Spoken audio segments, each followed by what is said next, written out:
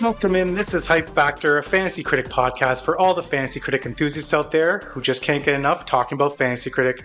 I am one of your co-hosts, John, aka John32, and I am joined by my good friend Marcus. Marcus, how are you doing today?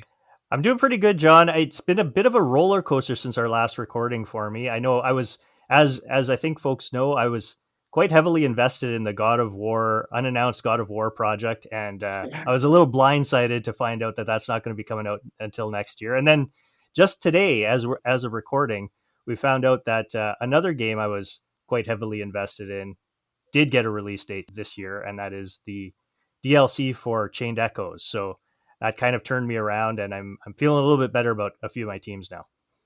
Well, I'm looking forward to getting into all of the details of the month ahead. This is episode 9 of Hype Factor, and today we have a very special guest joining us. I am pleased to introduce Mr. K-Step himself, Kyle Stephenson, to the podcast today. Kyle is a co-host of the PS Trophy Room and a founder of SixOneIndie, the premier platform for discovering, promoting, and celebrating indie games and their creators.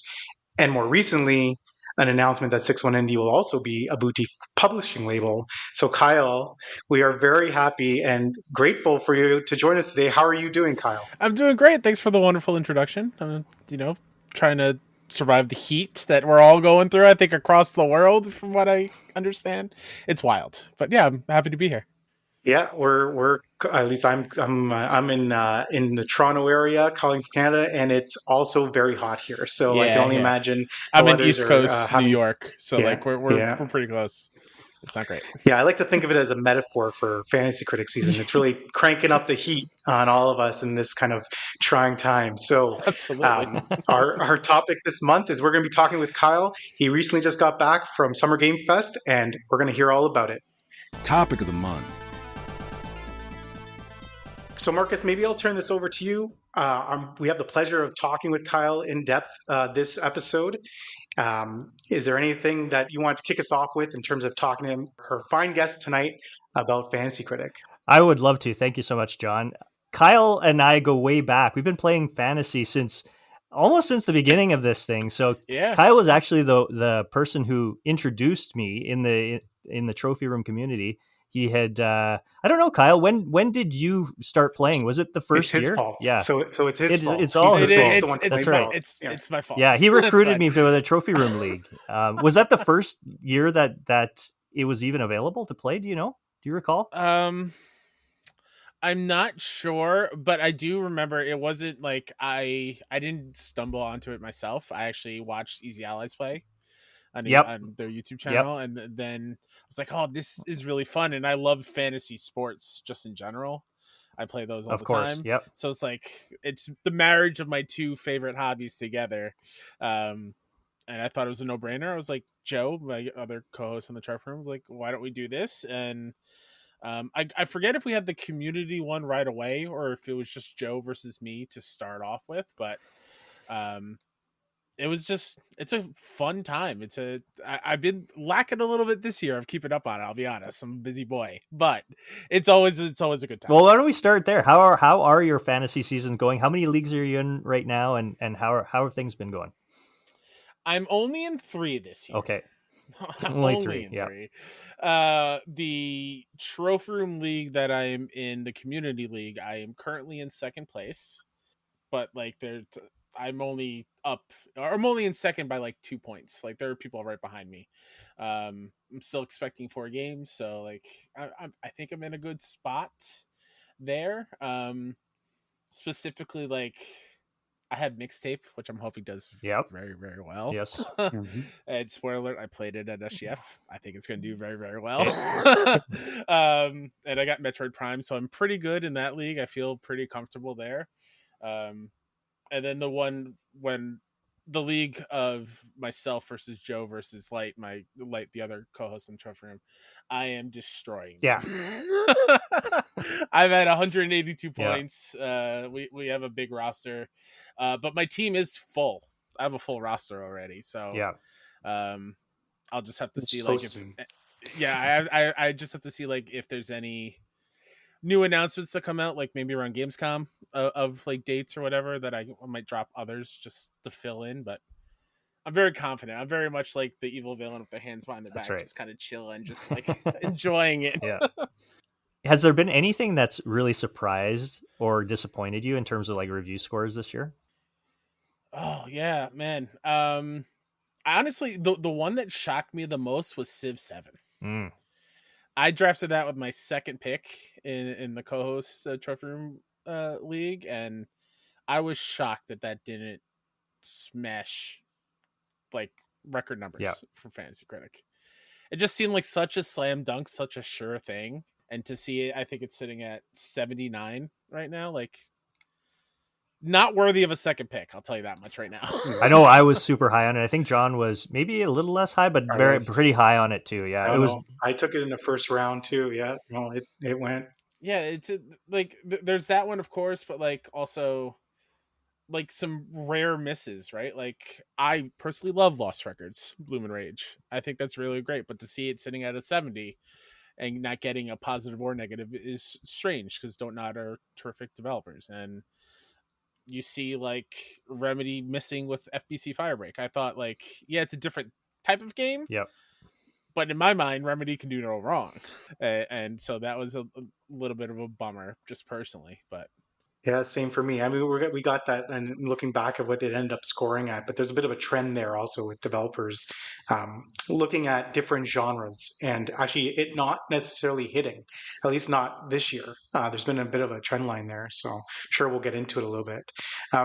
Maybe you could talk a little bit about your strategy when you're building your team. Is there anything? And maybe you're coming into this with a bit of a unique perspective, but is there anything that specific you do when you're drafting or even building a team throughout the early part of the year? Joe's not going to listen to this for next year. You don't have to worry about that. Yeah. Joe, I'm not worried in the slightest. He can listen if he wants. His strategy when we play, John, is he just drafts the games that were on my team that didn't come out the year before. That's what he does. That's some serious trolling, but yeah, no, not a bad strategy. My strategy early on, honestly, and I think Marcus knows this, I take big swings during the draft. If there's even a shot, or if I think there's a time of like a big IP coming back, I will draft it and just fingers crossed that nobody counterpicks it because they're too scared, because if it does come out, it will destroy their team. And then I try to fill up as much as I can, or as early as I can with as little money as possible, because people are too afraid to bid too much early on, and try to grab some good stuff there. That's my strategy, like at the beginning. And also like when it comes to the trophy room league specifically, I have an edge on the indie side of things, so I don't feel like I have to rush to bid for them, because I know they're going to fly under the radar for my other two co-hosts in that league. So I can kind of wait a little bit and pick and choose what I want. Very cool. Yeah. Now I want to get a little bit into indies. Obviously, being a co-founder of SixOneIndie, you've got probably more knowledge than the average gamer, certainly than your trophy room co-hosts, about indies. So like, how do you approach indies when it comes to Fantasy Critic? Like, are there something in particular that you look for in an indie game? Because like we did a whole episode where that was our topic, was like, how do you pick and figure out indies? Like it's a lot more, I don't know, for at least for us, it's a lot trickier to really identify those ones that are going to score well. So how do you do it, Kyle? Yeah, so for me, the first thing I go for is what is the interesting factor aesthetically to it? Is it doing something completely different? That's the first thing that grabs my eye, like most people, when you're looking at like a new game or a new trailer, like, does it look cool? And then after that, I will be like, all right, who developed it? Like, what's their pedigree? Most of the time, I tend to lean towards like indies that it's their first game. Okay. Because like, if I can see the inspirations for the games that you're trying to make, and I can tell that you're a big fan of those good games, I know you're going to do whatever it takes to kind of like make your game on that same level, or even try to or pass it up and push that bar even higher.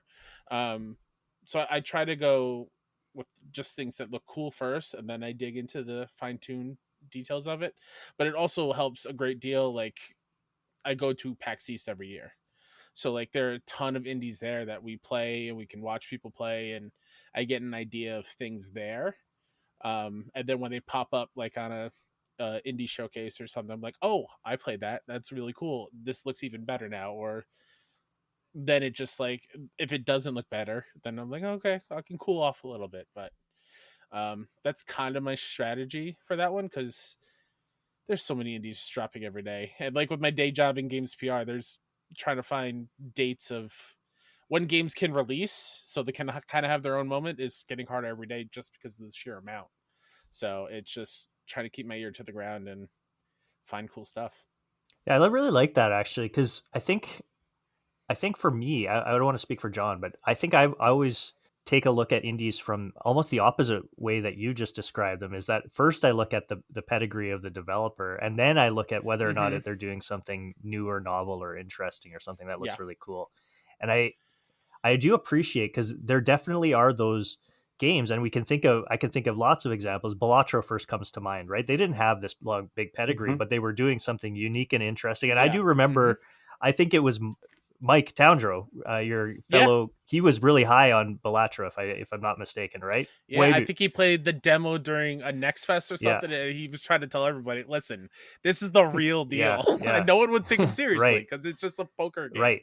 But it was doing something, and so it wasn't necessarily that developer pedigree, which is important and should be still something part of the consideration. But I like kind of the idea, or the kind of the spin that you've put on it, is maybe it's the interesting idea or the novel kind of concept that should be prioritized. And I will say I'm not correct a lot of the time. Right? I have more misses than hits, but I also definitely view it as like I want games on my team that I'm excited about first and foremost. And if I'm not excited about a game, then I shouldn't be bidding on it. Yeah, 1,000 Times Resist was the same way, right? First entry, kind of knocked out of the park. There is something really unique about that take, and I kind of like. I think I'm going to reflect on that in the months to come, because it is like, because yes, we've talked about pedigree and how you reduce risk and everything, but it's like there's also a level of expectation that is set when someone hits it out of the park with their first entry, and then the follow-up is always somewhat actually tougher to live up to the bar that they may have set for themselves. That's something that I'll just like throw out there, and we can talk about it again in the future, but I do see that from time to time. It's like, can they live up to it? Are they going to surpass what people's expectations now are of them? So with the first entry where they're doing something completely different, it really kind of just like creates that new, I don't want to say new genre, sometimes it is a new genre, but like this new like feeling towards that particular IP or that particular developer. Like just for an example for that, right? Like just recently the game Peak came out. I don't know if either of you are familiar with Peak. That is the next game from the people behind Another Crab's Treasure. And it's something completely different. It's a co-op climbing game with like proximity chat, and streamers are taking over the world. And it has, I'm looking right now, 18,000 reviews on Steam and sitting at 92%. Like it's crushing it. But when you look at that game, it doesn't look like it's pushing things too far, but it looks fun. Right. And I think the fun factor needs to be kind of factored in there a little bit, regardless kind of who makes it. Yeah, and the other thing we're going to talk about in a minute, but I just highlight that, in the past we've tried to really push people also to listen to those that have gone hands-on in the absence, especially with indies, in the absence of anything else. All you've got sometimes is what people's hands-on impressions were. So, sending them towards SixOneIndie, but also to those reviewers or podcasters that have been at PAX or at Gamescom or at SGF and basically had the chance to try these out. What are they saying about it? What is the rhetoric around those games? It's also something that we've been trying to hit home, because a lot of times, especially if it's a first entry, that's all you have to go by. And I know you guys run into it as well, but there's also the other thing with indies where like I bid on, or I drafted like the Golden Idol expansion to one of my teams, and it's out. It's just not getting enough review scores, but that game is fantastic. So you also kind of have to weigh like a little peek behind the curtain. Like games media is so busy and have so many things on their plate that not everything can get reviewed. And I think anyone who's ever played Fantasy Critic has that one game that is like, I just need one more review. Where is it? I just need one more for it to count. Which one is it, John? I know I see him steaming right now. Here waiting. If anybody wants to review Star of Providence, that's a top critic. I'm waiting. They just need one. And Star of Providence is an awesome game. I just need it to come through for this season. Yeah, and like I feel like obviously that happens more often than not with indies, because if again it's not a known quantity from a developer or a publisher, then it's going to get overlooked in that case. I guess just to finish off that kind of theme, there's this theory out there with reviewers, or in the fancy critic circles, about the indie tax, where there's this natural ceiling at which point it's really hard for indies to break through because they're just not given the same. They're not thought of maybe in the same way that AAA games are, or they have a natural ceiling that reviewers are uncomfortable kind of going beyond. And maybe that's because they themselves, it's hard to kind of judge, especially when something's doing something so novel. I don't know. What's your take on something like that? Has that been something that you've experienced? A little bit here and there. I think what's important for indies and what I think gets more reviews out there for them is positive word of mouth among the general gaming community. So an indie game that might have gone under the radar, tons of people are talking about it online, and then it kind of has to force games media to go and review it, kind of thing, because people are talking about it and they want that SEO kind of thing to their site. But there are definitely indies that are picked just because it's a big name. I think you guys talked about it on one of the episodes I listened to, but like Devolver is great, but not all Devolver games hit. But just because it's a Devolver game, those games very often get picked up in a heartbeat. Totally. Very cool. Okay, well, let's transition to Summer Games Fest. You had the opportunity to get down to LA. That was a couple weeks ago now. What were some of your highlights from Summer Games Fest, Kyle? I will say this right now. I did not play a bad game. Okay. So everything was pretty good. And I don't want to go into all of them because I played a ton. But just on the indie specifically side, I didn't get a whole lot of AAA stuff to play. I was lucky enough to see RE9 behind closed doors, and it looks like it's going to be absolutely fantastic. But I didn't get to play it. But like I played Drinkbox's new game, Lighted. Probably one of my most anticipated. Marcus, yeah, I know. I love Drinkbox. It definitely should be because it's excellent. The art direction's crazy. The new 3D models and stuff is fantastic. Escape Academy 2, so much fun. Okay, and I feel like that's one that I haven't heard too much out of SGF about, but like that game was just a ton of fun. Me and Mike just sitting on a couch trying to figure out these puzzles together, co-op, in this kind of open, quote unquote, world setting. Does that one have a release window yet? I don't know. Okay. I don't know yet. Toem 2. Great. It's more Toem. So take that for what you will. If you like Toem, you're going to love Toem 2. Dose of Divas, the next game from Thirsty Suitors dev. Yep. Outer Loop, that's also excellent. If you like Thirsty Suitors, you're going to like Dose of Divas. I mean, Marvel Cosmic Invasion. Come on now, it's great. Yeah. It's really great. Feels that great one, I caught that in Fantasy Critic. That's got a winter 2025 release window, right? That's a really that's a I don't know. It makes me nervous, I guess, in terms of whether or not it's going to come out this year. I think I can say this. Dotemu will be cool. They told us while we were playing that we will be playing this game while we are on holiday break this year. Okay. That is what they said. Okay. So, yep. Whether they're lying to my face, who knows? But I can't wait because it feels fantastic. One that I don't know if it will do well critically because it is such a blatant knockoff of another well-established IP, but let me tell you, it's the most fun I've had all year. Lego Party is legit. Oh, okay. Lego Party is such a fun time. I was playing with Joe and Light, Turf Room co-hosts, and a friend of mine, CG Danny B, who's the indie game influencer on TikTok and YouTube. we sat down on the couch. The devs left us alone because we knew how to play Mario Party, and it plays exactly the same. And for the next hour, we were yelling and screaming in the middle of the show floor where the other dev was going around, and we were just having a blast. So Lego Party is definitely a super fun game, and it's well made too.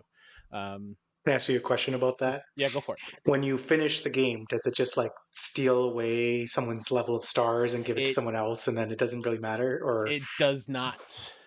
Okay. I think there's only one.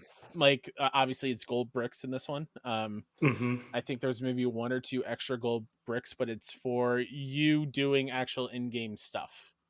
It's not arbitrary from what that round was. It's not like most steps taken or whatever gets a gold brick or whatever. And I think that one is 2025 also. I believe that is because I do fall remember this year. Yeah. Yeah, I think I remember flagging that one. Okay. Yeah, interesting. Blumhouse had a great showing. Grave Seasons is like a scary farming sim where like it's cute and cozy, and then you dig up a hand and you're like, what's going on here? That's great. The game Crisol is another Blumhouse game, first person shooter. Your ammunition, you don't pick up ammunition in the world.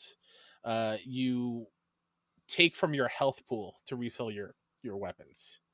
So it's like blood bullets, but you have to manage your inventory.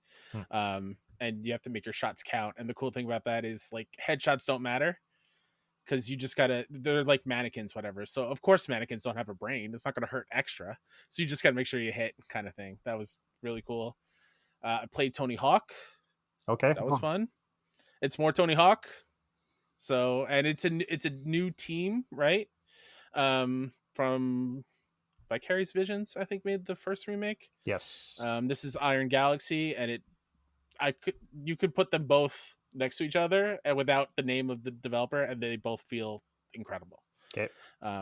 So that was great. And then I think there's like 1 or 2 more I played, and then Ambrosia Sky. Yes.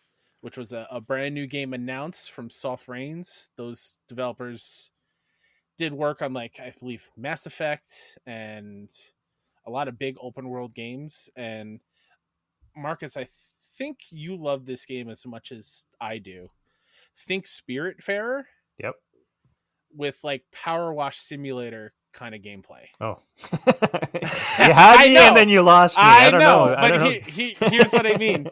You're like tasked with going and retrieving a person who's passed like final words, and you have to do that to kind of like set them free, but in the way it's filled with corruption. So you got to figure out how to clear the corruption safely without endangering everything else.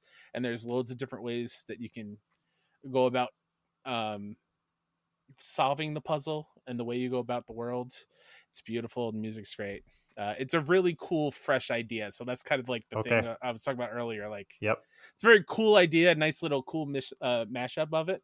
I think it's one to watch for sure. Because it was also, when I played it, there were 2 game of SGF like badges on that demo station. So I think this is, so we talked about this a little bit last week, where a game that I guess was shown off at one of the was it the Wholesome Direct, John? I'm thinking Consume Me.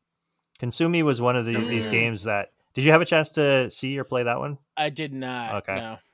Anyways, it had won a big award. Indie Game Festival, like game of the show in March or something. Yeah. I know that has a very cult following to that one. Yeah. I don't know much about it. And then the last one I remember playing is Dying Light the Beast. Okay. It's Dying Light. If you like Dying Light, it's Dying Light. Yep. Same quality visually, gameplay wise. I think we know what we're getting with Dying Light the Beast. Okay. With some cool new powers and whatnot. So take that what you will. Well, maybe you're kind of leading into that next kind of question. Is there, and maybe you've probably already, or maybe you've already highlighted some of these, but like, are there any that you think should be on people's radar, particularly for this year for fantasy, that might not be, or vice versa. Maybe they are on people's radar and they maybe shouldn't be because you think they might have a chance to not score quite as well as. I don't think Dying Light's going to blow the socks off of people. Yeah. I think it's going to be a solid game. It's a ton of fun. I could easily see that being like a single digit score in Fantasy Critic when it comes out, like somewhere in the 70s. Right. I think Lego Party, as much fun as it can be, I think that has a ceiling, and that ceiling is like maybe 80. Right. But it will be the most fun you probably have in the fall season, probably. I'm trying to think of any others that were, and like Marvel Cosmic Invasion, I do think will be in the 80 range. So I feel safe saying that you can probably bid with confidence on that one if it's if somehow available in your leagues. Yeah. And I think those are kind of the only ones that I played that are like confirmed this year. There are a lot of like next year stuff, and oh yeah, I didn't even talk about Mixtape. Oh my god, yes, Mixtape! Yes, Get Mixtape on your team if it's not. Yeah. I completely forgot that whole building. I played Mixtape, which is I didn't love Artful Escape. I was just gonna ask. Game. Yeah, okay. Did not love it. I thought it was very shallow gameplay wise. Mixtape is like nostalgic for me because I grew up in the 90s, and it's literally just it's like a retelling from a teenager's point of view of their final night before they all move away and separate, the real close group of 3 friends. Yeah. So it's going to tug at some heartstrings for sure, but I played a 5-minute section where all you do is headbang to the beat. You press one button and you just headbang in a car as you're driving to like the local convenience store and the movies and hanging out in a parking lot. It's just, I think the correct word to describe that game is just a vibe, and it's great. That one I think has a chance to be this year. I don't know if they've outright said it, but I have a feeling it might be. Played Morsels. Yes. Also at the Annapurna booth. That one is fun. I don't think that's a this year game. Okay. But that could be on your radar. It's visually very overwhelming, even when you're playing. But the core gameplay loop is super fun. It's a roguelike. It's a roguelike, yeah. Where you play as this little morsel, and each one has a different shooting style, and yeah, there's a lot in there. Yeah. There's another one that I'm blanking on, but it's a fun like heist game where you take pictures, and then you put them in the sequence you want the heist to go in, and then you play it through and see what works. And if it doesn't work, you replace that picture with another one sequence. And you don't get your hands dirty. You just take pictures and tell people what to do in the heist. So you're just going around and taking pictures of things that are interesting that will help. I'm blanking on the name of that game, but it's also Annapurna game. I can see if I can find that one. But as far as like this year stuff, I think Lego Party definitely has a low ceiling. Dying Light, you know what you're going to get, and Marvel Cosmic Invasion and Mixtape, I think, are the bangers of SGF that released this year that I've played personally. Okay, very cool. That's fantastic. Yeah, and also with some of those, like it also, it's never too early to start your 2026 list and start getting some of those, because what ends up happening is a year from now, everybody forgets all of the kind of hidden treasures that may or may not be getting talked enough about at these different venues, or we'll see them again for sure, but I think that's just super helpful and really insightful.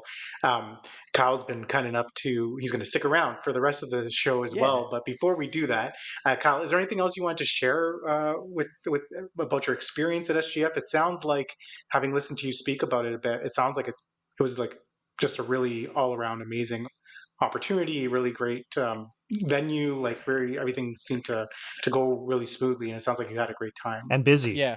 And busy. Very busy. By the way, the Annapurna game is called Snap and Grab, the puzzle heist Snap and Grab game. Yeah. Cool. SGF this year was a ton of fun. I worked it last year. I went for work and I was at a booth, and so I didn't get to play anything.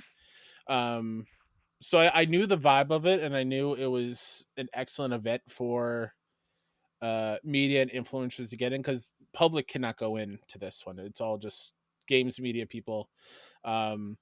So the ability to just kind of like run into like people you look up to and talk to them and tell them how much you appreciate their work was awesome. To just walking around and seeing all the cool games on display, and there are no long lines like at other conventions, and just seeing people play cool stuff was cool. And then actually playing the games this year was awesome. I do wish I got stayed the third day. If I stayed the third day, I probably would have had a couple more cool things to talk about. But this year was also weird because we were also there during the LA ice stuff. Right. So I would leave the building from playing a super cool indie and then walk outside and see smoke in the sky. Yeah. Very closely. Like I went to go pick up my badge on Friday morning, and there were helicopters everywhere. Like, what the hell is going on? And then to come find out, there were raids happening literally the street over. So that did put a damper on everything. And it's just like some crazy whiplash. Like you're enjoying having so much fun, and then you step outside and it's like, and it almost felt like the reason why I was there was so insignificant because more important things were happening. Right. But like from video game side of things, I do think it is the best kind of industry event because I never got to go to an E3. So I think that's like the standard when it comes to like playing games and experience it, because PAX, the lines are crazy. And if you don't have an appointment, that's why. That's a good That's a good call out actually, to the fact that you actually got to go hands on with so many versus like 3. I've heard that about PAX. Okay, good. That's a good point of comparison. And just before we move on to the news, the other big piece that we referenced earlier when we did our intros is that 61Indie is now going to be a publishing house. What? I don't know if you want to talk, or if you can talk a little bit about that. That was super fun for us when we saw that happen. Anything you can share at this point? That was a long time in the making. It's something that Mike and I have always thought would be cool for us to do. It feels like the next kind of evolution for what we do with our showcases and highlighting indie games that often get overlooked and don't have the money for the big shows and the big stages, and trying to get cool games out there. So the process has been fun. It's been very fast. Hopefully we can talk about things soon-ish. But it's a weird place to be, and honestly very scary because I want to make sure we do it right. I know we will, but it's just a daunting task at this point. But it's very fun. Well, congrats on that announcement. Everybody that we know in the different communities we kind of circle in, like, have such a great respect and just positive vibes for 61Indie generally. So like, I think we're all like cheering it on when we saw that, and good luck with all of it in the future. We're waiting for Team Cherry to sign the contract. Like, we're getting we got Hollow Knight stuff. There's so sorry reference. And thank you again for sticking around to talk about the news and everything else that we're going to get into, because one day we'll be probably talking about 61Indie showcases and publishing houses as part of the news. So looking forward to that one day. So without further ado, let's get into the news. So a couple of things did happen this month outside of just games releasing. We had a slew. We'll get into that in a minute. But we also had a number of interesting, I would say, relevant game announcements, news, showcases, things that are really kind of between that and all the scores that we've gotten this month. I feel like where Fantasy Critic is really crystallizing. I feel like it's really like taking shape in terms of where things are going to net out for the year. So people are kind of getting a better sense of where they stand within their leagues. So the big one, of course, on June 18th, Nintendo had their Donkey Kong Direct. And this, obviously we know this game is coming in July. They had already announced that. But this really gave us a new perspective on this game that they hadn't shown previously. And even from what I understand at their hands-on events, it was a limited demo, and so a lot of new things were revealed here, including different characters, gameplay mechanics, the collectibles, just generally more of the vibe of the game itself. Did either of you have a chance to see this? I assume you may have saw some, at least, of the news. And does this change the way you're thinking about Donkey Kong Bonanza coming out next month? Well, I'm gonna full disclosure. I have not watched it, John. So, Oh, you gotta watch it, I Marcus. mean, here, as we have established on Hype Factor, I am not the Nintendo guy of this podcast, but I am very enthused to hear people's reaction to this direct because everybody is very hyped about it. So I happened to was able to snag it on a couple of my teams, and so I'm feeling good about it. But yes, I do still have to watch it myself, John. I hate Maybe to we'll echo end up. Marcus, Sean, but Oh my I'm God. also You got not the a two Nintendo PlayStation guy. guys on the show. What an island. But I also picked it up on a team or two because I do have high faith in it. I just Nintendo is so weird. Why aren't they telling us which team is making this game? Like I don't understand the holdup of why they're so secretive to it. Like just tell us it's the Odyssey team. That's all we need to know. They want you to watch. They want you to watch the credits. That's all. Exactly. They're really dedicated to the credits. I will just say this: like, we don't have to spend a lot of time because I think the story of this game, in terms of its impact on Fantasy Critic, has already been told. Everybody's already bid on it. It's gone. But there was kind of like a mixed. I wouldn't say mixed. We were all bidding on faith, right? Like, we were all bidding on, like, yeah, it looks cool. It's Donkey Kong and it's Nintendo. It's going to get a bump. But there was a lot of like speculation around, like, well, what is the game mechanic? Is it just you're destroying stuff and that's it? This reveal, like, maybe I'm just going on nostalgia. There's too much heart here and not enough brain. But the consensus has been there's way more here than they had initially let on. It does look and play like Odyssey in some ways, and there seems to be a lot of really cool things that they're doing that go way beyond like the music, the integration of music, and Pauline's like ability to sing and transform DK, and just like a lot of things that, again, pulling at the heartstrings, pulling at the nostalgia, all the music they've pulled from the previous Donkey Kong Country and previous iterations of the game. I think they may have something here that I'm way more confident about this now, and I also had it on one of my teams. I bid big on it, so was really pleasantly surprised with that. So yeah, great. Happy to be the only Nintendo guy. That's rare for me. This was also an example of earlier how I said like I take big swings early in the year. I just Yeah. bid $0 on a unannounced Donkey Kong. You did. You were somebody you who were got one of those. Yeah. In the one versus Joe and Light, Yeah. I did that specifically in that one. It's like, what if it happens, it happens. Yeah. Like $0. Well, then you deserve to win if you absolutely, yeah. on that. You know what I mean? Like, that's, yeah. It was the year of Donkey Kong after all.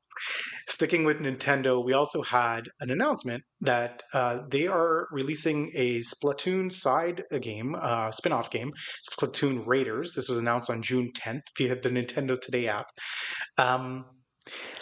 Fantasy Critic wise, I don't know what to think here. I don't know if either of you saw this announcement, given what we just talked about with DK.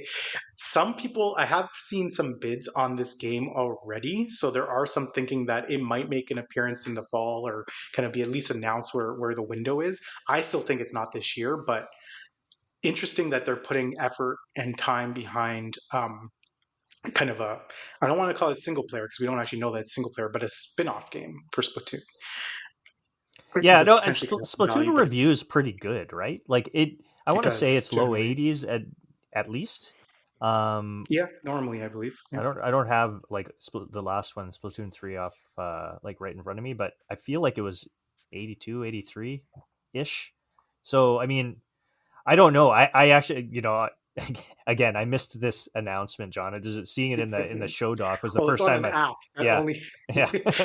right. So I don't know what's different about Splatoon Raiders versus kind of the mainline games. Did they given any information about that? Like, well, that's the part that gives me some pause. It's not so Okay. much the release date. Yeah. It's I don't even know what this game is. They haven't really said Okay. anything or anything too detailed. So we really don't know what we're getting into with this game. Yeah. From this quick article that I'm skimming, it seems like people are speculating it's like an open world game where like you're going around and like finding loot and whatever, just uncovering or exploring a new world for, I don't know. Yeah, and that's the part that freaks me out more than the date is like we don't know what it is. Yeah. I have some confidence that this might be a fun experience. People have asked for kind of more single player or different type of Splatoon, but until we know more, I would probably avoid this for Fantasy Critic purposes. Next up, Final Fantasy Tactics. So this is a game that this is the remaster that we kind of hyped last episode. I know I tried to bid on it and failed miserably. But Marcus, maybe I'll hand this one over to you because you had called out some issues potentially with this option, which I know a lot of people have bid on this past couple weeks. Yeah, like, there was something about this game, I think I had said in our last episode, that wasn't jumping out at me. And I feel like this is maybe kind of why, although I didn't know this information at the time, but it feels like a fairly bare bones remake. Is it being considered a remake or remaster? I thought it was Whatever. remastered. Yeah. So enhanced version. enhanced version. Yeah. So another term, but yeah, like there's not a lot new being added. They're not even including the War of the Lions, which was the PSP remake that was done, I don't know, 2008-ish, somewhere in that time frame. So I don't know, man. I feel like this will probably be fine. You're not going to lose points in this, but I could see this slipping below 80 if it's just basically the game that looks a little bit prettier. People are when we get these remasters, particularly of older games, I think people want a little bit more done to them than what it sounds like this game is going to be. So that's kind of where I'm at with it. Yeah, I mean, personally, I'm going to get it day one. Yeah. I love Final Fantasy Tactics, and I do want to hear like all the fully voiced dialogue that will be in the game. I think will be fun, but I think this might be a case of there's not enough updates there, so when people play it, it will show its age and might not feel great to play in this day and age. I hope I'm wrong, but I could totally see that happen because that's happened before where a remaster comes out. It's like, oh, this feels like an old game. And I prefer the way it felt when I played it way back in the day. Yeah. Absolutely. So I'm feeling a little guilty because we were kind of, or I was specifically calling this one out last episode. So I hope it didn't cost anybody too much in their season. I thought it was more of a slam dunk, but when that news hit this week or last, it was a little deflating on that one.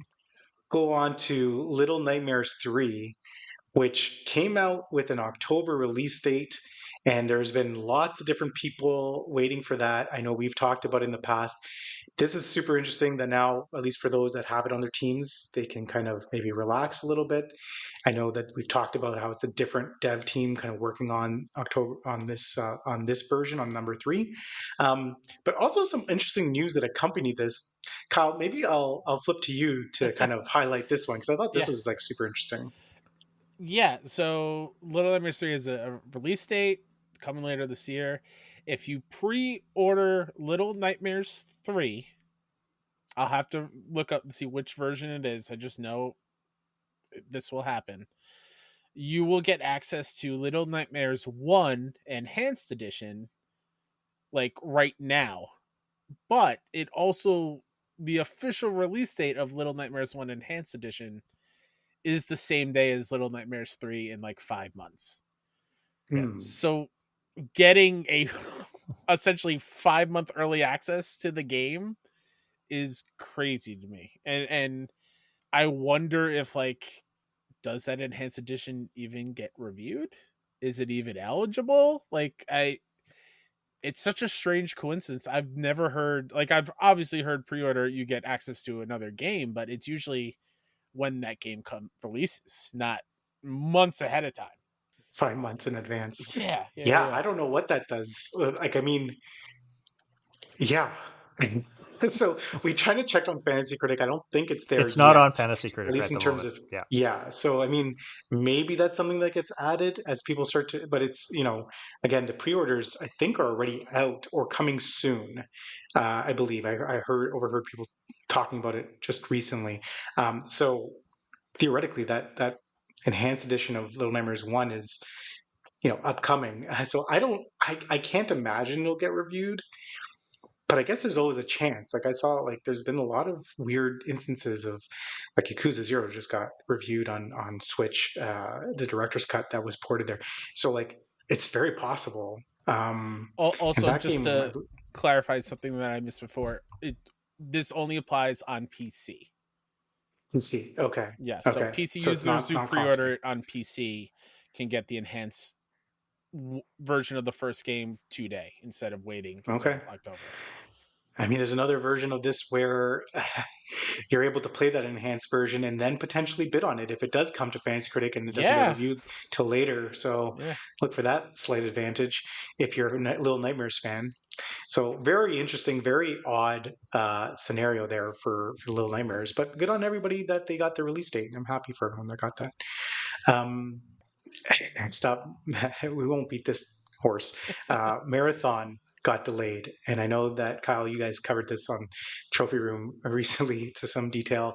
I mean, it was scheduled for a September release, and now it's pushed out essentially out of the year. We had talked about, I think, the number of counter picks that were laid on this game at some point. So I don't know. I don't know how Fantasy Critic relevant this is. I hope that people didn't have it on their teams. It's now not coming out this year. Yeah. I mean, I think this is probably for the best in terms for terms of fantasy, probably for the game as well, right? Like this, Yeah. it. I think it had some negativeness around it, and I feel like hopefully, hopefully this will allow it to kind of build up a little bit more positivity around it. This delay. I still probably, come 2026, if that's what it indeed does come out, I probably still won't be adding it to my team as my I just tend to be anti adding multiplayer games. But yeah, I think that this is the better. Yeah, as we're going to get into in a little bit, right? Yeah, I feel like this is the best thing probably for it in all aspects, right? Theft is not a joke, Bungie. That's right. That's right. That's right. I wish it well. It also, I don't think I would ever have it on my team for the same reasons, because extraction shooters themselves as a genre are scary for me to bid on because there's so many and they're hit or miss. But I hope it's a good game for everyone excited for it. Yeah, I liked what you guys mentioned. I think on your podcast that it gets it out of the way of Arc Raiders. So it gives it a better opening, given that game is taking up a lot of oxygen on the multiplayer side. So again, not really a news story. This next one, Mind's Eye, scoring 34 on OpenCritic. Is it? How crazy is this? There. How crazy is this? How low? Like, wasn't this at a PlayStation State of Play earlier this year? It was at some sort of showcase earlier this year. I think it first showed up like at the Game Awards. Okay, maybe that was a big deal. Maybe that was it. Maybe that's what it was. And it looked okay. I thought it looked okay. It didn't look like earth-shattering, but it didn't look like a 34. Holy cow. Like, my goodness. Yeah. Anyone who has this on their team, respect. But what are you thinking? Yeah. This might be the lowest score I've seen since starting to play Fantasy Critic, and like a game that's like maybe like in like actually on someone's team. Exactly. These kind of scores. You guys might know better than I do. Is there a cap on a counter pick, or are they getting a solid 36 points? It reduces after 60. Oh, it does. Yeah, it starts to decline in terms of total value, and then I think it is capped, if I'm not mistaken. It should do the opposite, like a score above 90. Increase like logarithmically. Yeah. It should. Yeah, unless I will say there are some leagues out there that play like what's it called, like like golf, like lowest score, which it's not my cup of tea, but for anybody on Net League, this is a relevant update. So good on you if you had Mind's Eye on your wild. your reverse scoring. Wild. Yeah, it's wild. You have to try really hard to score 34. I feel. Well, and here I guess maybe this is an example of kind of that lead up to a game's release. If you happen to think at the Game Awards you drafted this game or kind of earlier in the year, and you're like, I think this could score in high 70s, maybe low 80s or something. The new cycle kind of like leading up to the release, kind of culminating with the leads on the game, like leaving the studio a week or two before its release, like that's the time to abort. Like these are the kind of the signals that you should be taking very seriously as not good signs. So I don't know if either of you saw it, but are you familiar with who Co-Carnage is? No. Co-Carnage is an influencer streamer. He's very big. He's got tons of viewers. He was about to do a sponsored stream for Mind's Eye. As he was booting it up, he heard from the devs and the PRT person, we're canceling it. As he was booting up the game. And it was the funniest thing in the world because he was like, well, oh my God. They pulled the plug. All right, what do we no stream today? Wow. Yeah. That's crazy. Yeah. I mean, listen, we've talked about the need to like keep in the know with like a waiver wire pickups and everything else, but this is a good example of like, to your point, Marcus, like staying on top of what's on your list. Yeah. There were warning signs, right? There were lots of warning yeah. signs leading up to the release of this, and there was enough time. Our friend Michael, my co-host for the show, he had it on one of his teams, and we told him to drop it. He asked us, "What do you think about this?" And we said, "It's not looking good. You should probably drop it." And he did. So you had time to get rid of it, right? And yeah. So I don't know. I think that's important to keep on top of that, and yeah. And I think this is another example of it doesn't matter what the people who are making this game have made before, because this had like a producer on all the older Grand Theft Auto games. Like it felt like it'd be a slam dunk, like a really fun open world thing, and that is not what happened clearly. So yeah, lots of rumors swirling. We'll see what the fallout is for this, but yeah, a hard one. Because I think there will be I think there's already some layoffs and other real world implications for those over there. So, well, let's keep it moving.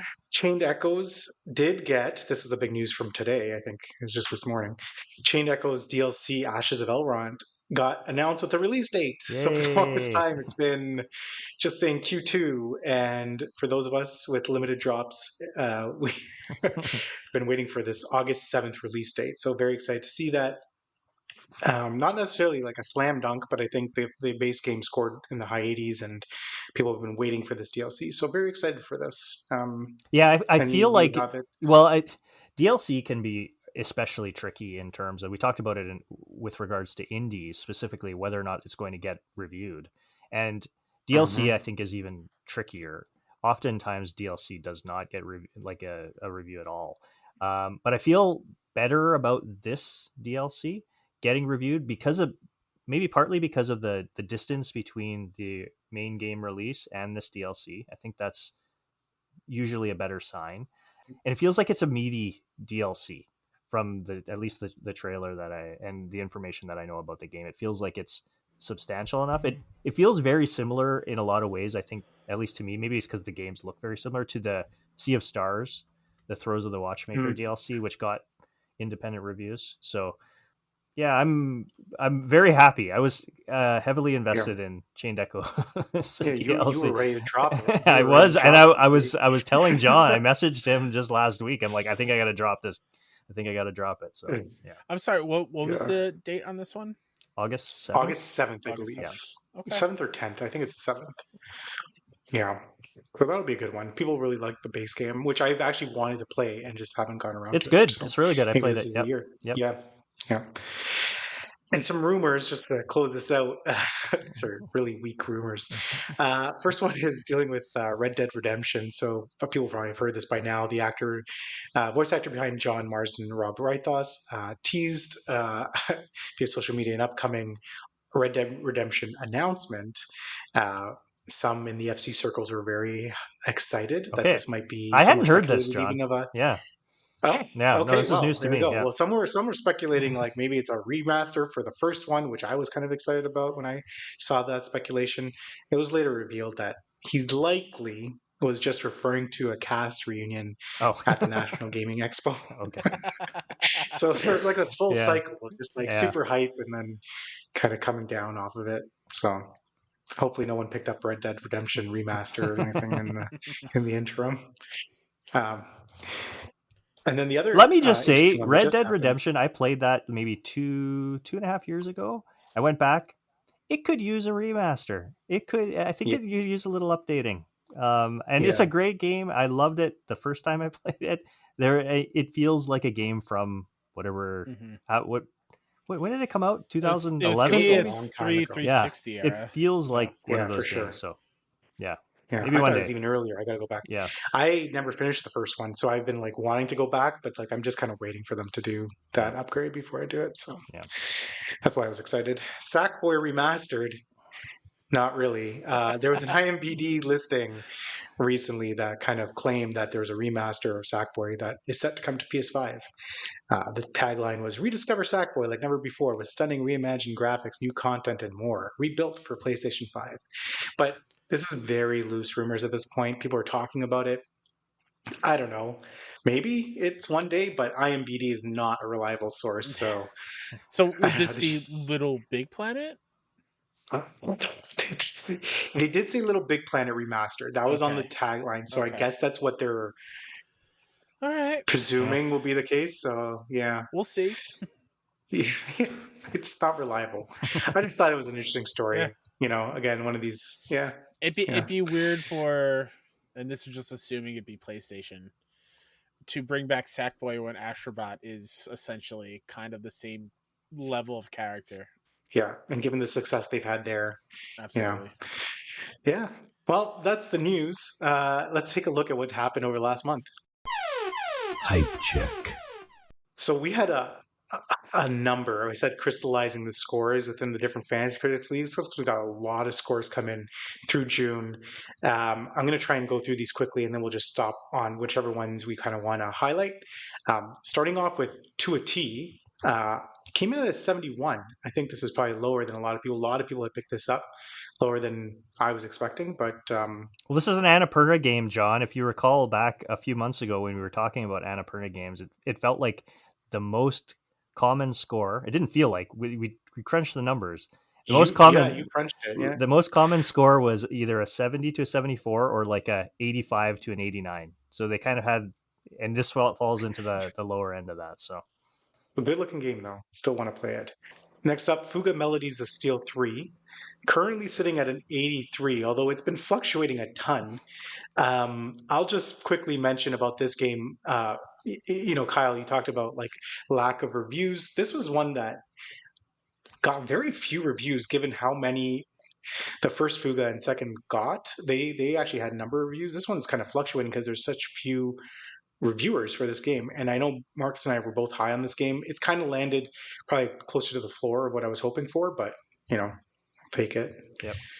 You're actually teaching me about a game series I never heard about. Oh, okay. Yeah. I've never heard of Fuga. Yeah, it's like I think it's like a rhythm-based game, but they typically score like pretty solid. This one again, low 80s. I kind of wanted a little bit more, like 84, 85, but take it. I'm pretty sure it's a strategy RPG. Yeah. Oh, I don't think it's rhythm. Oh, I don't think it's rhythm. I'm thinking of. Maybe it's just because it has melodies in the title. Maybe I'm confusing it with. That's also like another good strategy to have when you're looking at games. It's like, will it have that kind of niche review audience? Yep. Is it that genre that you're going to have? In this case, the strategy RPG sickos want to play every strategy RPG game and review it. Because there are definitely genres that are maybe not strategy might not be that. I think it's like more tactics. Is tactics and strategy the same thing, or is it they're similar? Similar. Okay. They're similar. Yeah. Okay. Yeah, but that RPG genre is one that we've been targeting, dedicated some time to doing a deep dive for sure. Next up, Pipistrello and the Cursed Yo-Yo. The last time I checked, this might have, I think it's right, 89. Amazing. Which was, holy cow. Yeah.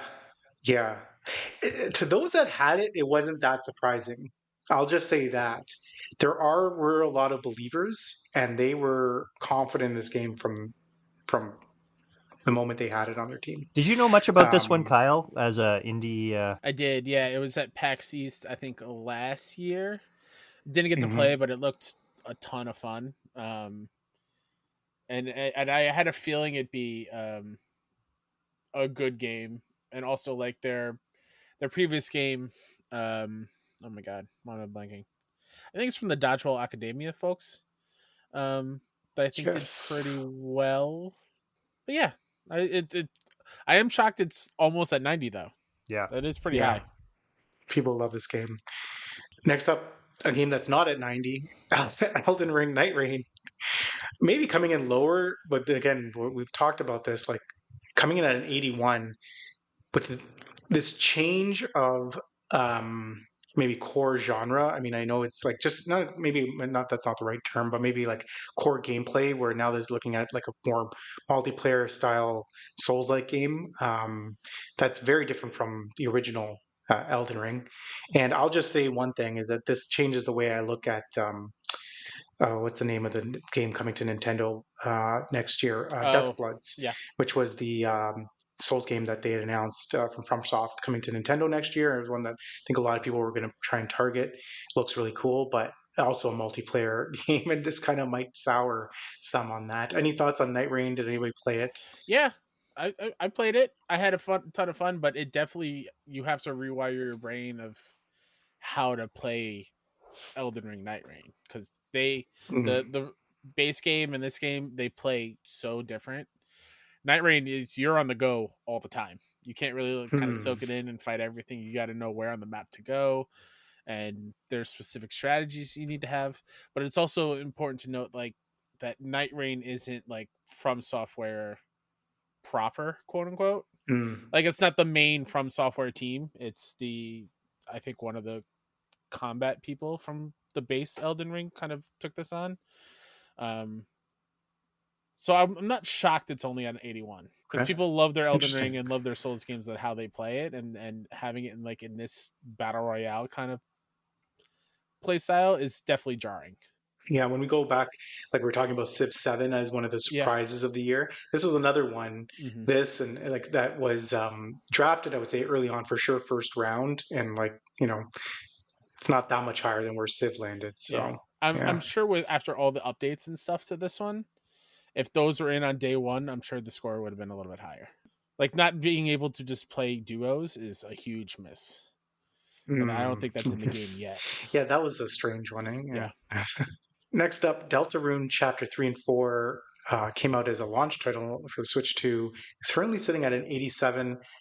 I would say this one, as interesting as the score is so high, but I believe it's treated as currently in early access on Fantasy Critic, which means for a ton of leagues and every league that I'm in, this one isn't eligible for pickup. And so hasn't really had much impact. Fast Fusion came out for Nintendo Switch 2, and it's sitting at an 83. This is the one that I was not as hyped for, and 83 is actually not a bad score for this game, given that it hasn't really gotten too much notoriety with the Switch 2 launch. Another genre that has a dedicated fan base of like, if you liked F-Zero, this is probably the closest to F-Zero for a while, so let's hop on and review it and play it and stuff. It's a good point. They're very hungry for a game like that. I know a lot of people are using it as a palate cleanser for our next game, which is Mario Kart World, because it's just like something different that's just actually, racing. And Mario Kart World is sitting at an 87, although that might have dropped a little bit. That seems high. I wonder if it's changed in the last day, but 87. But, a lot of people were banking on Mario Kart World to kind of be in the low 90s and kind of be a game changer for Fantasy Critic, and it hasn't done that. I don't know, thoughts on this one? Well, I was very much figured it would be definitely getting that Nintendo bump that we often see with review scores, and I was pretty surprised to see that it didn't crack 90. Like I just, not really knowing that much about the game or the differences or the issues that people may have with it, but I just figured, it's mainline Mario Kart game, launch title. People are hungry for it. It's going to score really well, and it did, but not quite as well as I thought it would. Yeah, I think the changes and difference from the other Mario Kart games are a little too much for this one, or for people who are fans of it. Yeah, I've been playing it. I mean, the only thing I'll suggest, it's probably the right level score for this game, like in that range. I personally look at this score more as a reflection on how good Mario Kart 8 Deluxe was versus what this game is doing. Because this is like actually very peak Mario Kart in my opinion. I actually love it. The changes don't bother me. It's just, I think the expectations were maybe too high. So yeah. Next up, another Switch, all these Switch game launch titles. I guess June 5th is the June 5th window. Bravely Default Remastered coming in at 83. This is one where we kind of had looked at it as one of the better pickups from the Switch Direct not too long ago, because it is a remaster of a game that came previously that had done very well. I haven't played it. I don't know if any others or have had any thoughts on this one. This is a pretty solid pickup. Lies of P Overture sitting at 84. We talked about this on our last episode. The DLC doing well, still doing well, and kind of delivering on that. So doing better really than the base game, if I'm not mistaken. Yeah. And the score's too better. low. And it needs to be higher. Really? That DLC is so good. Yeah. I love Lies of P. It's nice. Incredible. But yeah, I'm nice. happy it's doing well. Do you have it? Did you draft it? Did you draft it on one of your leagues? Of course I did. Of course I did. Yeah. I feel like my bias comes out with some of these games. I know we're supposed to keep our heart, but like, I don't know, my background's Italian. So like Lies of P, I hear Pinocchio and I'm like, I don't want to play that game. Pipistrello means bat in Italian, and I was like, I can't draft this game. Like there's some like blocker in my mind. It's so good. I don't know what's going on. All these Italian. I think the Italian review is probably should play Enotria.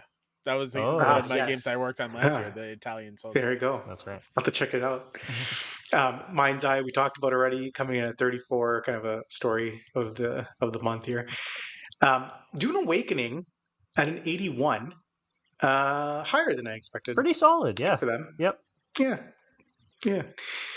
And then I think we'll pause here and talk about the altars a little bit. Scoring an 86. So I think the range for this one, when we were looking and examining this game, was pretty high. And then, when Steve was on, we talked about this one, Marcus, a lot, and kind of, as we dug into it a little bit, got more and more confident about what they were showing, and it looks like it paid off. Yeah.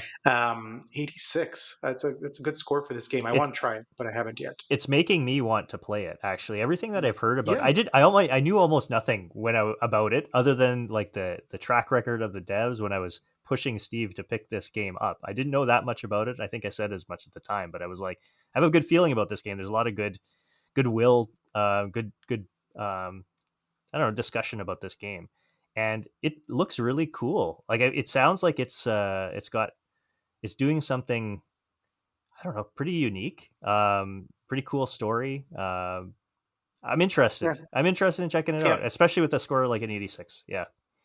This is one where like sometimes things can get just like lost in the shuffle of things releasing.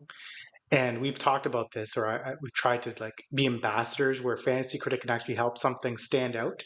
And I feel like this is a good example. Like this is a game that we talked about, we were monitoring, comes out, it does well. And it's something that we might end up trying that we wouldn't have otherwise, just because of the Fantasy Critic relevance. Next up, FBC Firebreak. Okay. FBC Firebreak coming in at 64. This may have tanked my season in one of my leagues. I'll just say this. All right. So everybody. So Marcus, you pointed out like the need to like monitor. Yeah, this was monitoring. I have been watching this game and people go through the base of this game and try it out, and it hasn't been as positive as I wanted. I tried to drop it last week. Okay, I couldn't. I had limited drops. I only had one drop. I made a change. Okay, and this one got denied because I only had that one drop, and I'm owning and eating that -6 points. But I will say this. The people that I've watched play this game are having a good time, and that's what really matters. They are enjoying the game. There is something here. It's just, have you tried it out at all, John? Not yet. Okay. Not yet. I have canceled most of my subscription services while I dive into Mario Kart, but I still have my PS Plus. I might just jump in to try it. I got to try it in earlier versions. Let's put it that way. Yeah. Same. There's something there. I just got. I think. I can see the appeal, but I think you really have to have people that are just like as passionate as you are about Remedy and the world to really kind of buy into what they're trying to sell. Yeah, the ideas are fun and solid. It's just I don't know if Remedy can cook on a multiplayer game as well as like a single player thing. We're going to come back to that in 2 seconds. Let's keep going. I'm going to go to Rematch. So Rematch, another game that people were very hyped for, coming in at 74. So you remember this is the Sifu devs. People were very hyped for it because of that. Fun game to play. Multiplayer scoring only at 74. So there's a trend. This is the trend I wanted to pick out and just say, like, for me, I don't know, like, I don't think they can't break free of the genre, but I think that's something to take into perspective when you're evaluating like Fantasy Critic games is like, it's not just the pedigree of the developers, but also what are they doing Mm-hmm. in the new IP that they're creating or sequel that they're doing? Like, what is it that they're actually doing? Um, does that have bearing on what comes next? I think about, is it Cairn? We've talked about Cairn, Yes. that it's a very different genre than, oh, what was Their their, previous, they've done a couple of, so they did Haven, and they've right. done was it Fury? Was that what the Mm-hmm. which Fury, is yeah. like So a boss Fury's rush like, yeah, game? boss rush. Yeah. Yeah. And everybody's big on Karen. And it does look great. I actually think they're going to buck this trend, okay? Yeah. I'm not trying to put people off of Karen, but I'm just saying, Yes. you do something completely different. Not everybody can be, doing it. It can be a bit of a challenge. And I mean, to me, this is just a couple other checks in that column for me to say, I don't want anything to do with multiplayer games on my rosters. Like Never it gonna really, draft like, another multiplayer yeah, game. I mean, Yeah. it's just, I think that they have just, I've said it before, I guess, but like so many more hurdles to get over for them to score well. I think that there's just a lot more that they have to go over to be able to do that. And it's tough. It's tough. I think like a lot of these games will get there if they're given the opportunity to. They'll get to be a better experience for people. And probably like 6 months from now, if they're still being able to be supported, like we talked about with Night Rain, right? Like it will probably have reviewed higher if it was in that form when it launched. But it just seems like so often these games, they're missing something. There's technical issues. There's, I don't know. There's just stuff that hinder those scores. And yeah, I don't know. This is not making me ever want to ever put a multiplayer game on my rosters. Like all it takes is for a reviewer to try to play this game and their internet is crappy. Yeah. And they blame that on the game, and that affects the score. But my favorite thing that I want to bring up about rematches, I saw somebody say it. It wasn't an official review or whatever. It was on social media. It was like, "Oh my god, it's like Rocket League without the cars." And then somebody underneath was like, "Oh, you mean soccer? Yeah, just soccer, yeah." Okay, cool. I've been thinking that since this game was announced and everybody's been on it. I'm like, it's just soccer. Exactly. That was what the. Yeah. I love soccer, but even I'm like, I don't know. Anyway, on a more positive note, Date Everything came out and scored an 81, and this is a game that we didn't know where it was going to land, and so we stayed away from it. At least Marcus and I did, but it was like intriguing. It could do well, and this is like one of those stories of a delayed game. Probably really servicing that game well, right? Because this was supposed to come out earlier this year. It was Valentine's Day, right? And yeah, giving that extra 5-ish months, I think it probably really helped it out. Yeah. Although it would have been really nice to have a game like that released on Valentine's Day. On Valentine's Day, yeah. Another indie game here, Ruffian the Riverside, coming in at 79. I thought this was going to do slightly better, but I haven't dived into the reviews yet in terms of what people are saying about the game. But looks cool, but just didn't, I guess, break that 80 mark. I picked this game up after dropping on one of my rosters, the God of War, unannounced God of War game. Okay, and well, you got 9 points.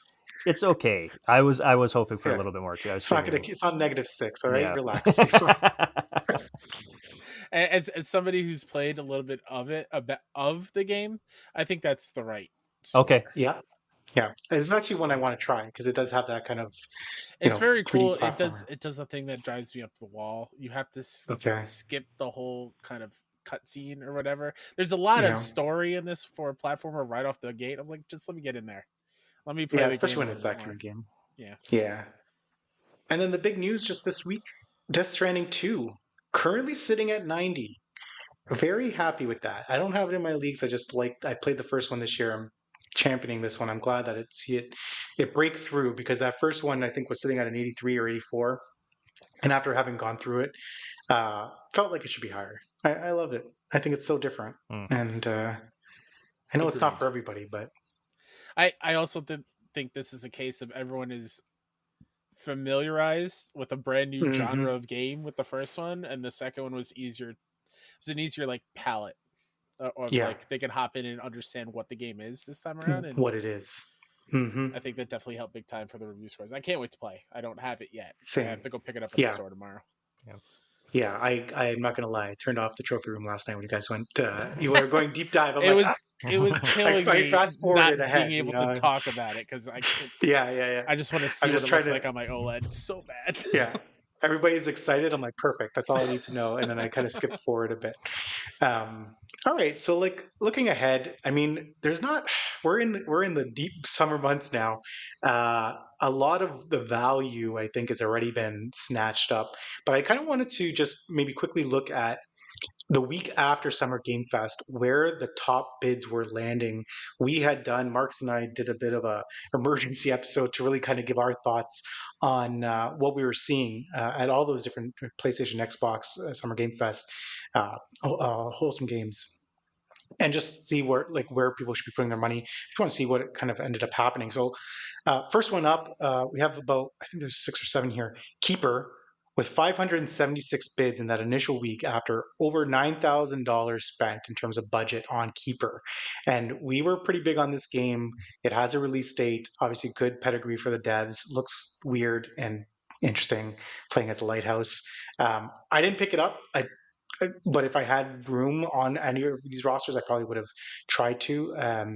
I actually think I was trying to move Firebreak for Keeper in that moment. So that was actually what I was targeting that I didn't get. Either of you pick it up I got it in one or league, thoughts on actually. this one? Yeah, I had wanted to get one of these next games we're going to be talking about, Luminous Arise, and I got outbid on that, and Keeper was my second option. So I did not get it yet, but we'll see if it's available in any of them. I doubt it. But... Might still be out there. I mean, it's interesting that so many people went for it.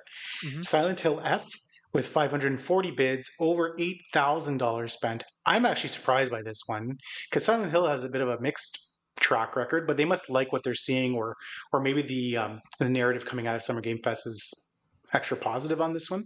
I'm not sure, Kyle, if you saw anything there that would indicate why this particular game is getting such attraction. Yeah, so it wasn't at SGF like to play or to see whatever, but there was a new trailer, I think during, was it the State of Play, the PlayStation State of Play, like that's right beforehand. Yep.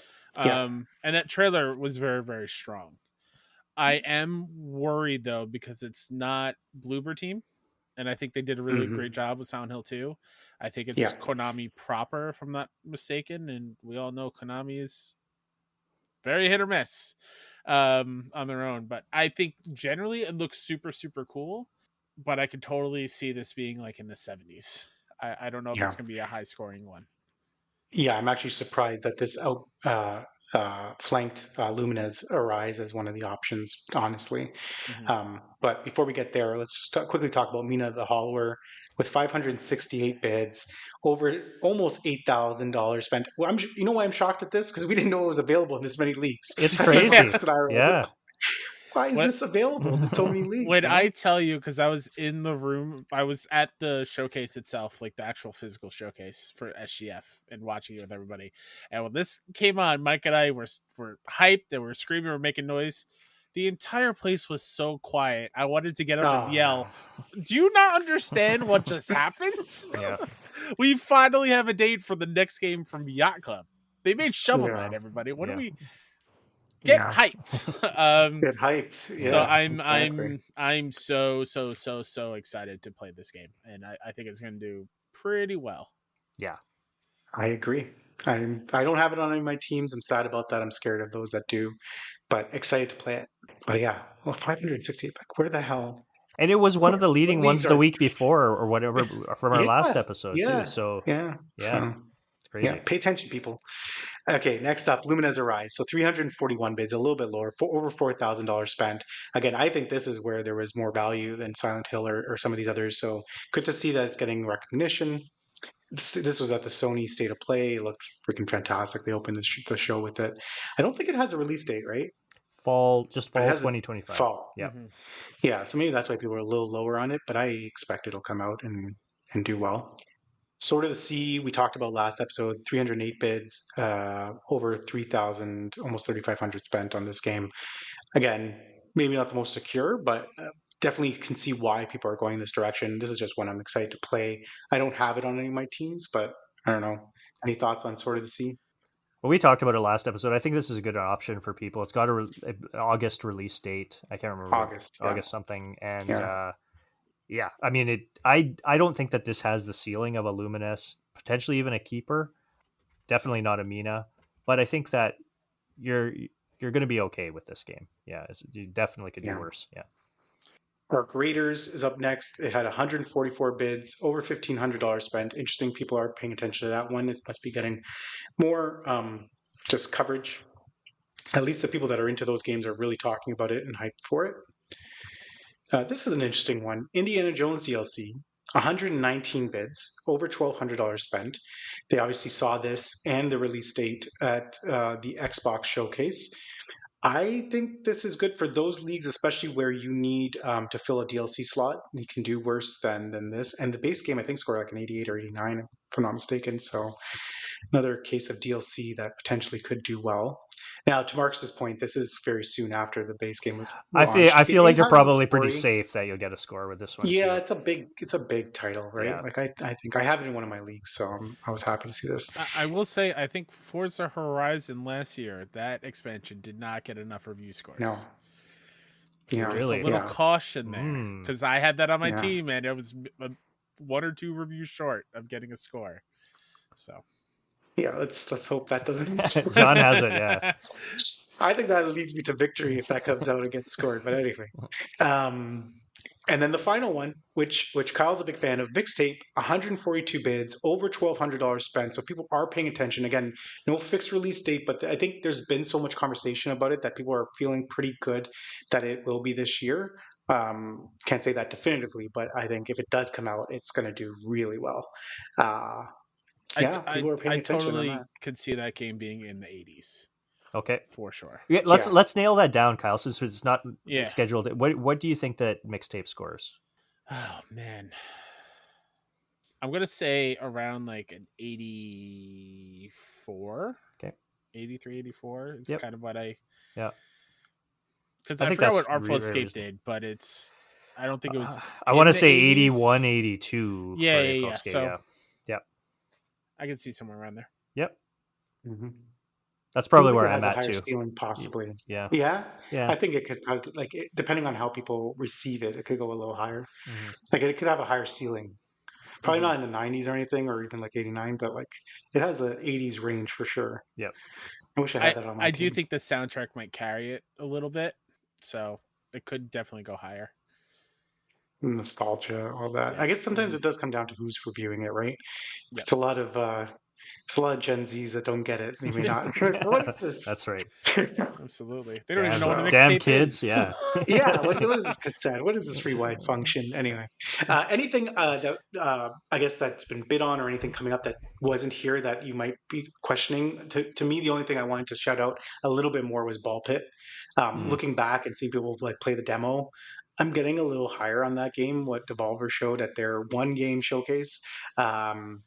Looks very cool and different, and I haven't tried the demo, but I've watched other people play it, and it looks fascinating. So we did a 6-1 stream during Next Fest where we just played a bunch of Next Fest demos, and I was watching Mike play, and we played a couple, and they were all fun, and we had like an hour left, and we wanted to try to get like a new demo every 15-20 minutes to show off as much as we could.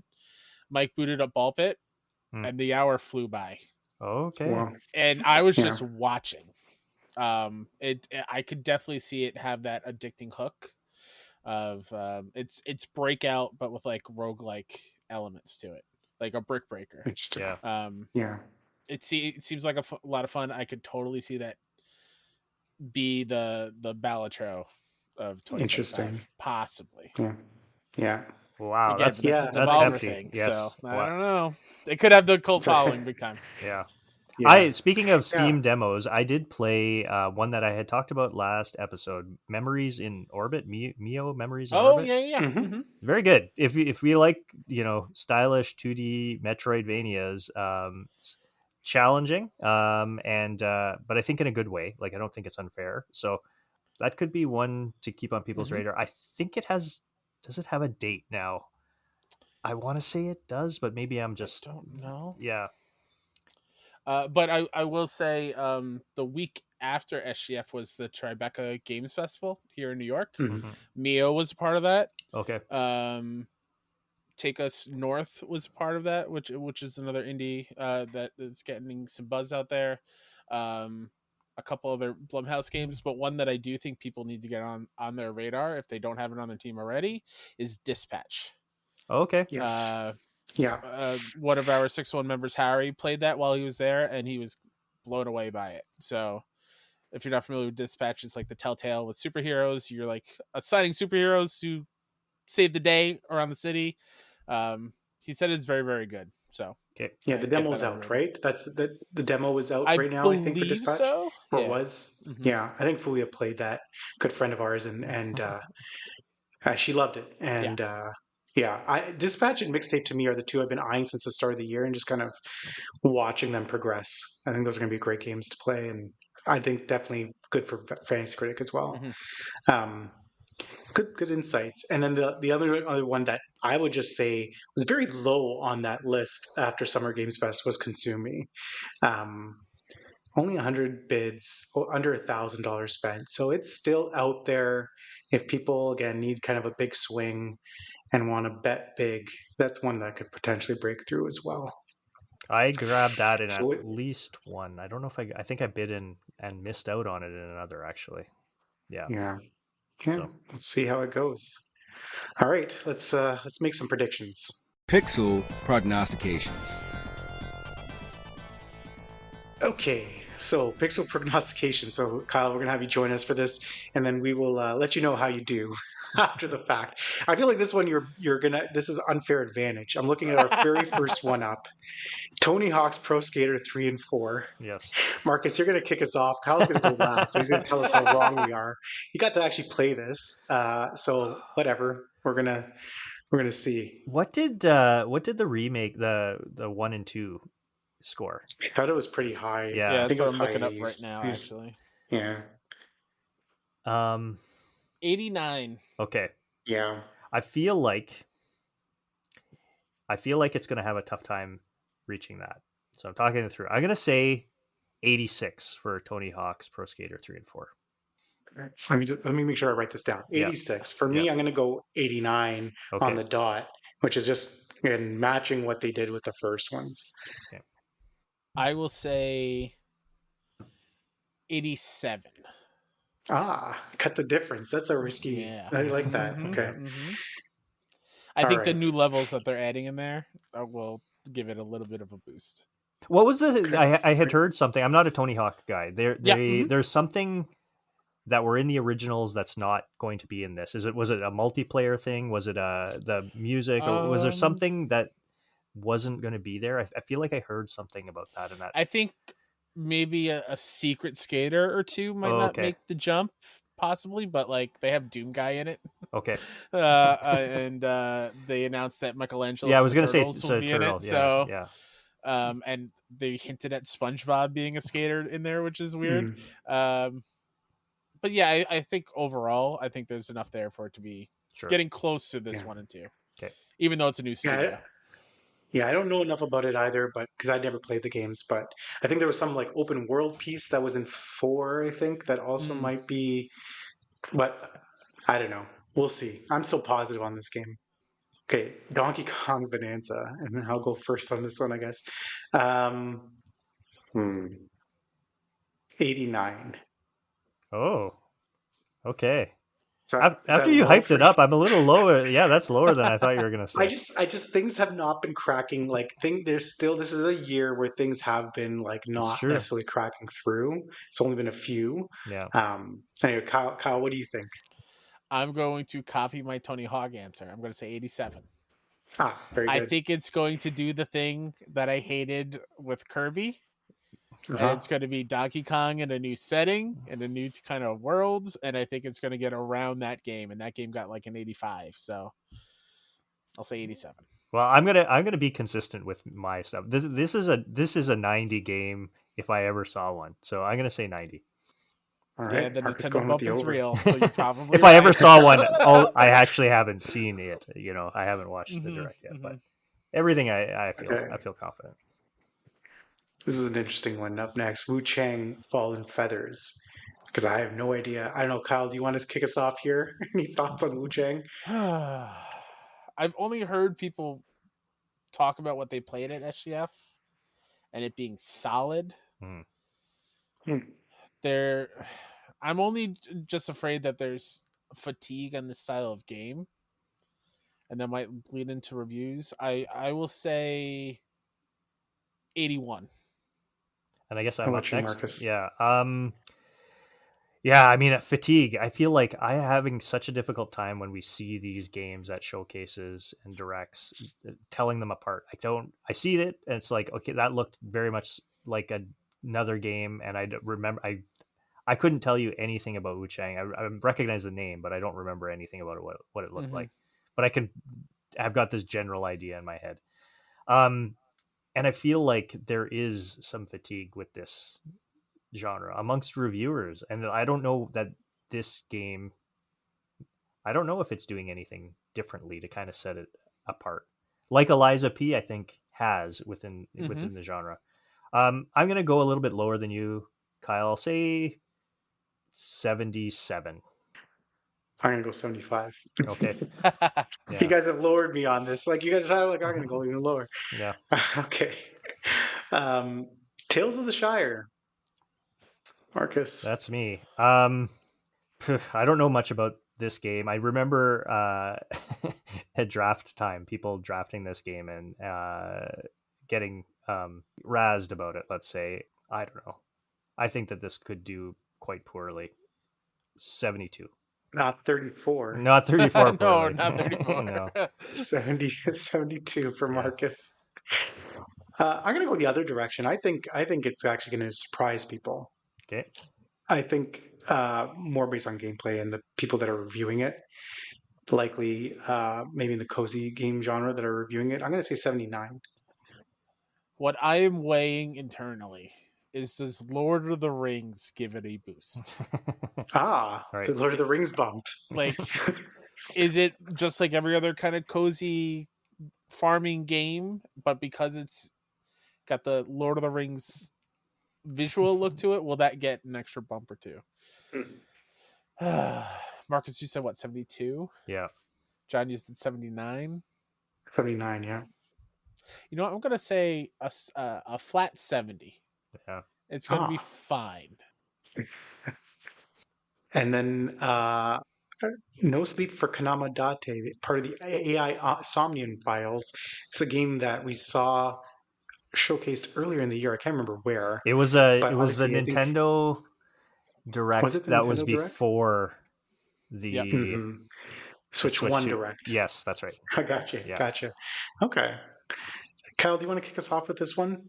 I think their first one, was in the low 80s, if I'm not mistaken. 81. I learned my lesson with AI Somnium Files. I know not to bet against it, so I'll say probably like an 83. That sounds like there's a history of maybe a counter pick at some point. Yes. Yeah.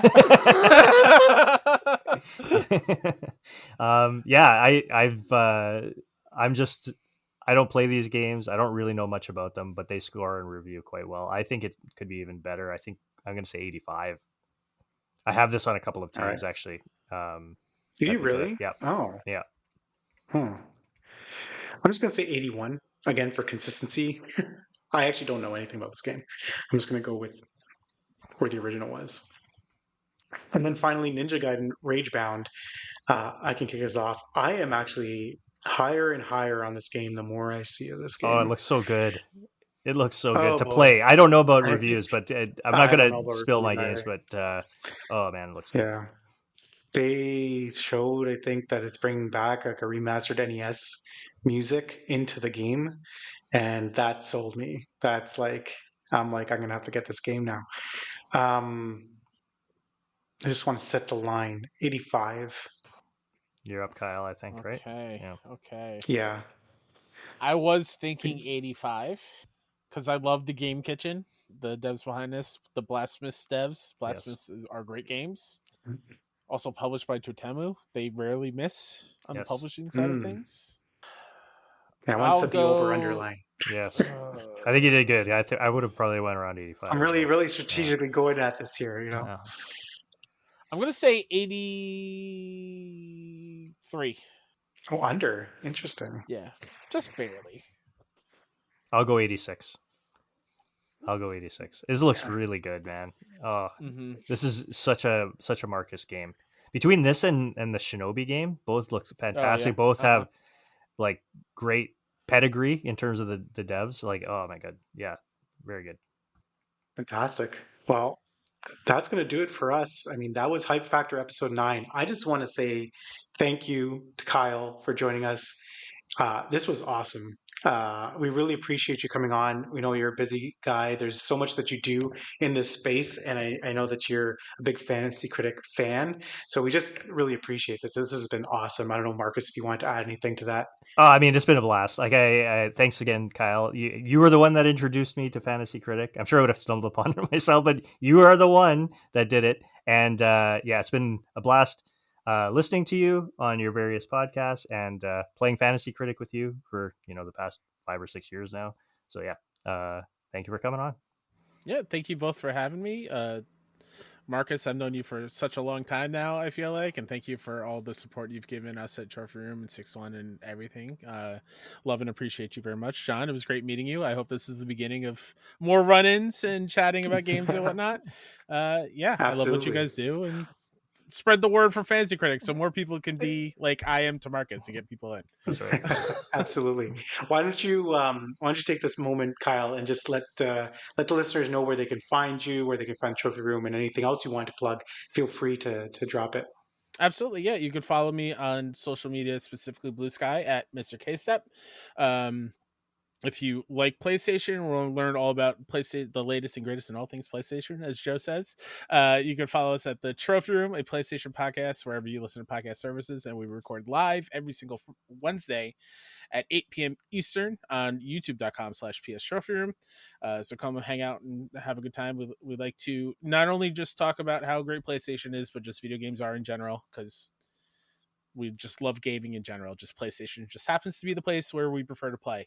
And if you want to learn more about all the indie game stuff that we do at SixOneIndie, you can go to SixOneIndie.com, where we have previews, reviews, news pieces up on some indie game stuff going on every single day, as well as our indie game showcase, which is essentially an E3 style for hour 15, hour 20, where we highlight 40-ish new indie games that we think you should be into. Our next one is September 18th. And then later on this year will be the return of the Indie Game Awards, where we get to celebrate indie games and the devs behind them and give them a platform to actually speak about their games and thank the people that they deserve to thank. You can find all that stuff on 6-1-Indie. As John and Marcus said, I'm a busy boy. I rarely sleep, but I love every second of it. So thank you very much, everyone who's ever listened to me on those things. And please go tell either a dev or somebody that you love them and you appreciate them, because that is super important this day and age. So please go do that. Absolutely. Fantastic. Thank you so much. Marcus, how about you? Where can they find you?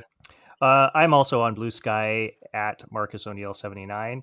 And I do another podcast called Tiny Game Chronicles, where me and my co-host Michael, every other week we discuss short games that take usually about 5 hours or less to complete, and just kind of talk about them. We do a little deep dive on each of those games. So if that sounds interesting, you can check us out. Find us on Blue Sky at Tiny Game Chronicles. And for me, you can find me on Blue Sky at John32 and in various Discords. Hype Factor is also on Blue Sky and X, where listeners can send us in comments, questions. We'll incorporate them into our episodes. And finally, if you've liked what you've heard so far, please consider giving us a positive 5-star review on your podcast player of choice. It is always much appreciated. And listen up, everybody. Listen up. Until next time, 6-1-Indie Publishing. Get hyped. Thanks, everybody. Remember, the information provided is for entertainment purposes only. Hype Factor does not guarantee the accuracy, completeness, or reliability of any advice or predictions offered. By listening to this podcast, you acknowledge that you are solely responsible for any decisions you make based on the information provided. We strongly encourage you to Fantasy Critic responsibly, and remember, this is just a game, and in no way impacts your status as a gamer. Hype Factor cannot be held responsible for any damages resulting from bad picks, drops, or overall Fs on your season.